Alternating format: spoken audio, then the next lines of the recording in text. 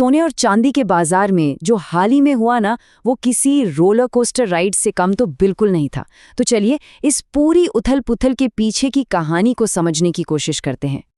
और कहानी की शुरुआत हुई कुछ इस तरह की सुर्खियों से, जिन्होंने इन्वेस्टर्स के तो होश ही उड़ा दिए। यहीं से कीमती धातुओं के बाजार में एक बड़े ड्रामे की शुरुआत हुई। सोचिए, जनवरी 2026 में सोना और चांदी दोनों ने रिकॉर्ड तोड़ दिए, मतलब एकदम नई ऊंचाइयों पर पहुंच गए। और फिर कुछ ही दिनों के अंदर एकदम से धड़ाम। जाहिर है कई इन्वेस्टर्स ये सोचने पर मजबूर हो गए कि भाई आखिर हुआ क्या। तो चलिए इस पूरी उथल-पुथल को जरा डिकोड करते हैं, समझते हैं कि इसके पीछे मनोवैज्ञानिक वजहें क्या थी, और साथ ही ये भी देखते हैं कि कीमती धातुओं में निवेश करने के कुछ बुनियादी नियम क्या कहते हैं। अच्छा, बाजार के इस पूरे ड्रामे को अगर सही में समझना है ना, तो सिर्फ नंबरों को देखने से काम नहीं चलेगा। हमें इंसानी मनोविज्ञान यानी ह्यूमन साइकोलॉजी को समझना होगा। देखिए, एक बहुत ही दिलचस्प कॉन्सेप्ट है जिसे कहते हैं हर्ड बिहेवियर या झुंड में चलना।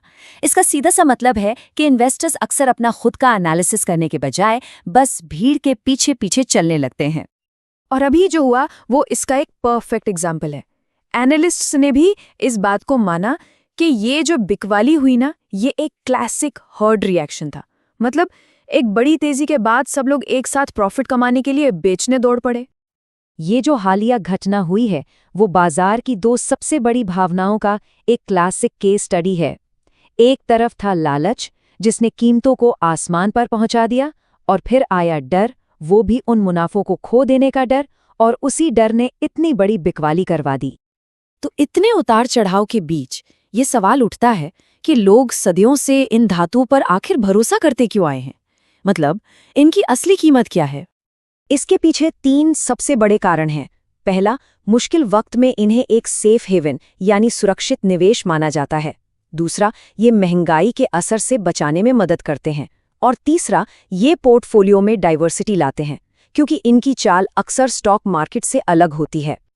और दिलचस्प बात यह है कि सिर्फ आम इन्वेस्टर्स ही नहीं, दुनिया भर के सेंट्रल बैंक्स भी सोना अपने पास रखते हैं। ये अपने आप में इस बात का सबसे बड़ा सबूत है कि वेल्थ को सुरक्षित रखने में सोने की भूमिका कितनी अहम है। बस इसी वजह से कई फाइनेंशियल एडवाइजर्स पोर्टफोलियो में एक बैलेंस बनाने के लिए उसका एक छोटा सा हिस्सा, मान लीजिए 5 से 10%, कीमती धातुओं में रखने की सलाह देते हैं। ठीक है, तो अगर कोई निवेश करने का फैसला कर ले तो उसके पास असल में क्या-क्या ऑप्शंस होते हैं? देखिए, मोटे तौर पर दो रास्ते हैं।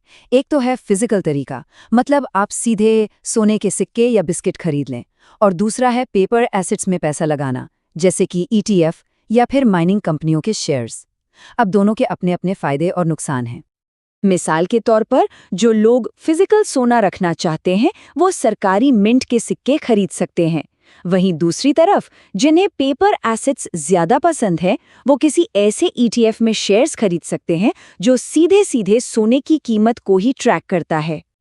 ऐसी गिरावट के बाद सबसे बड़ा सवाल यही उठता है कि अब आगे क्या होगा। और मजे की बात यह है कि इस पर एक्सपर्ट्स की राय पूरी तरह से बटी हुई है। एक तरफ है वो लोग जो तेजी की उम्मीद कर रहे हैं। गोल्डमैन सैक्स जैसे बड़े बड़े संस्थान तो ये अनुमान लगा रहे हैं कि साल के अंत तक सोना और भी ऊपर जाएगा। लेकिन कहानी का दूसरा पहलू भी है। मार्को कोलानोविक जैसे स्ट्रैटेजिस्ट चेतावनी दे रहे हैं कि खासकर चांदी की कीमतें एक सट्टा बुलबुले जैसे लग रही हैं जो कभी भी फट सकता है। तो सवाल ये है कि एक नए इन्वेस्टर के लिए इस अनिश्चितता से निपटने का सबसे अच्छा तरीका क्या हो सकता है? एक बहुत कॉमन स्ट्रैटेजी है डॉलर कॉस्ट एवरेजिंग। इसका सीधा सा मतलब है कि आप एक तय रकम नियमित तौर पर निवेश करते रहते हैं, चाहे कीमत ऊपर हो या नीचे।